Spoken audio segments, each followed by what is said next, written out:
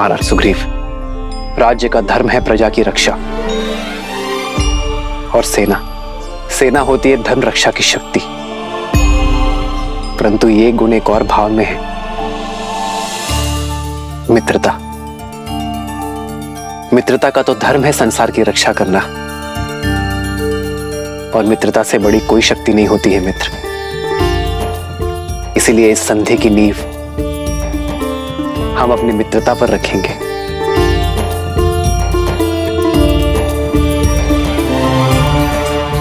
मित्रता एक ऐसा बंधन है जो हर संबंध से ऊपर है। हम अपना मित्र स्वयं चुनते हैं, और वही हमारा जीवन, हमारा पथ, हमारा व्यक्तित्व और हमारा भविष्य निर्धारित करता है।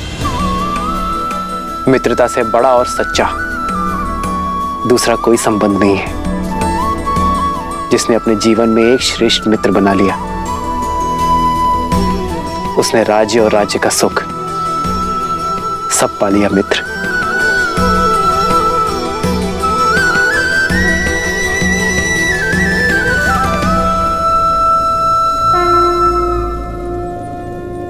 मैं महाराज दशरथ का पुत्र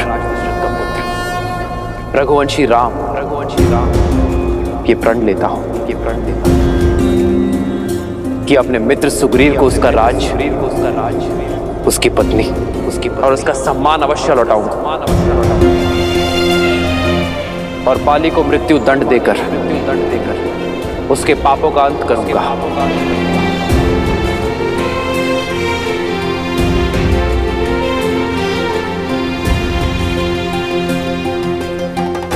और इसके बदले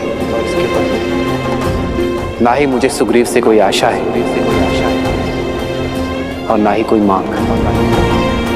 प्रभु श्री राम की जय, प्रभु श्री राम की जय। धन्य हैं आप प्रभु, आप धन्य हैं।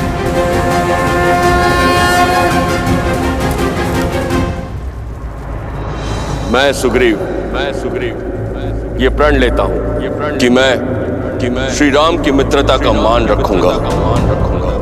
श्री राम को देवी सीता तक पहुंचने के लिए आकाश पाताल एक कर दूंगा।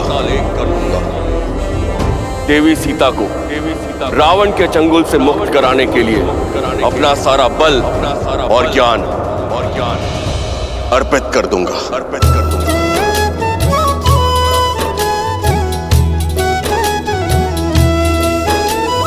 तब हनुमंत उभय दिशि की सब कथा सुनाई, पावक साखी दे करी जोरी प्रीत दृढ़ाई।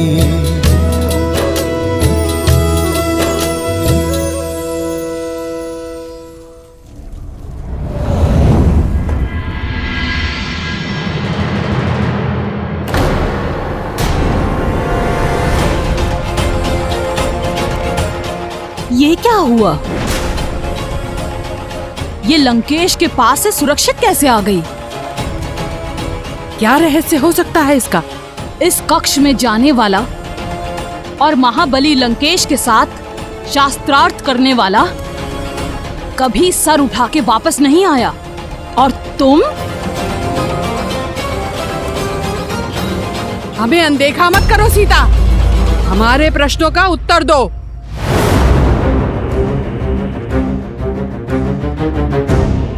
तुम्हारा ये अभिमान, ये अहंकार, ये निर्भीकता चुभती है। त्रिजटा, जैसे इसको छूते ही हमारे हाथ जल गए थे, वैसे ही हम आज इसके साथ इसके अभिमान को स्वाहा कर देते हैं।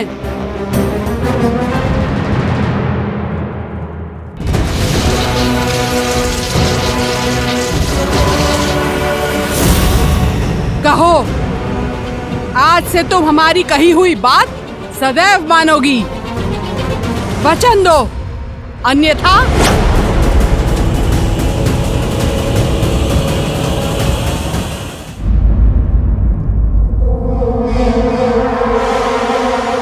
ये क्या हो रहा है यहाँ?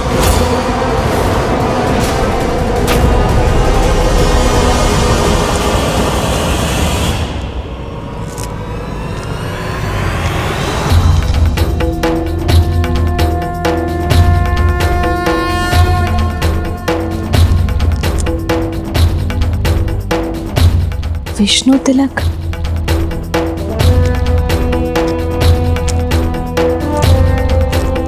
यह धर्म करने का दुस्साहस कैसे किया तुम दोनों ने? लंका के आतिथ्य को भुलाकर लंकेश के अतिथि के साथ ऐसा दुराचार। जाकर बताओ मैं लंकेश को, इनकी देखभाल की आज्ञा का निरादर कर अपनी सीमाओं को लांघ रही हो तुम दोनों। फेंको फेंको खड़क। भूल हुई हमसे, क्षमा कर दीजिए। लंकेश से कुछ मत कहिएगा। ऐसी भूल आगे से नहीं होगी। इसे मेरी अंतिम चेतावनी समझो। जाओ यहां से।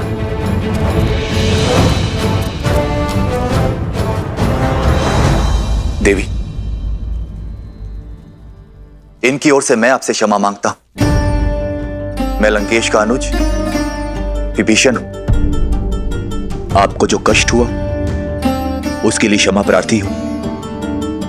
आइए, आपको आपके स्थान तक छोड़कर आता हूं।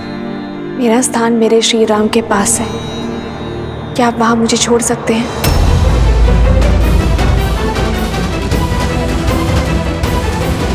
आपकी पीड़ा अब से मेरी हुई मित्र, इसलिए बिना एक पल व्यर्थ किए अपना राज और अपनी पत्नी को पुनः पाने का मार्ग प्रशस्त कीजिए। कैसा मार्ग?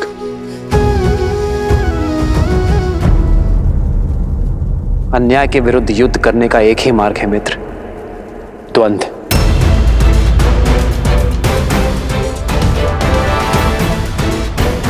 आप बाली को द्वंद्व युद्ध के लिए चुनौती देंगे।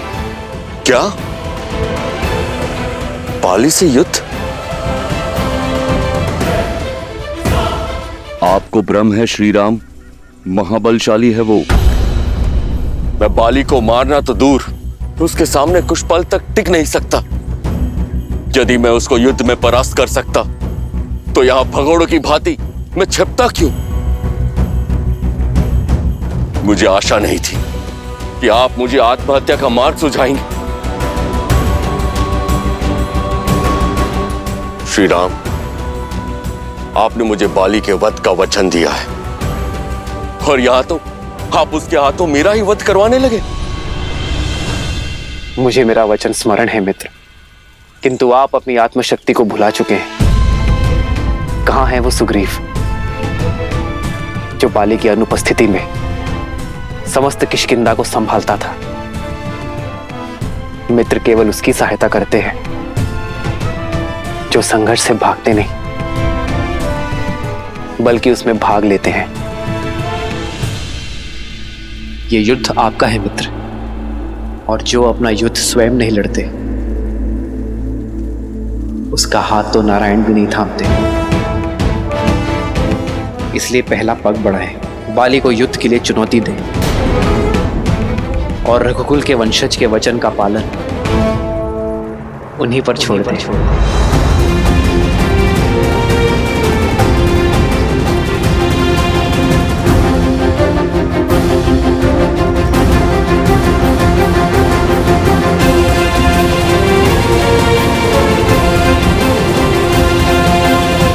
ज्ञान की लौ होते हुए भी अज्ञानता से अहंकार से और अधर्म के तमस से घिरे हो तुम, और फिर अपनी तुलना मेरे श्री राम से करते हो।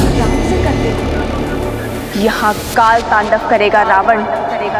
लौटा दो मुझे मेरे श्री राम को, क्षमा मांग लो उनसे, वो तुम्हें जीवन दान अवश्य देंगे।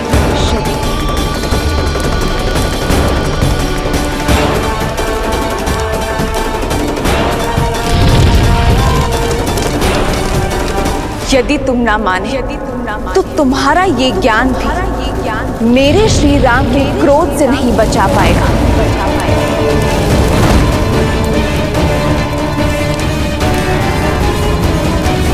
उल्टी गिनती आरंभ कर दो रावण, क्योंकि मेरे श्री राम आ रहे हैं। मैं लंकेश दशानन रावण ये शपथ लेता हूं, एक दिन सीता मेरी अवश्य होगी। क्षमा करें मुझे, परंतु जो ज्ञान मुझे सीता नहीं दिला सकता, वो ज्ञान मेरे किसी काम का नहीं।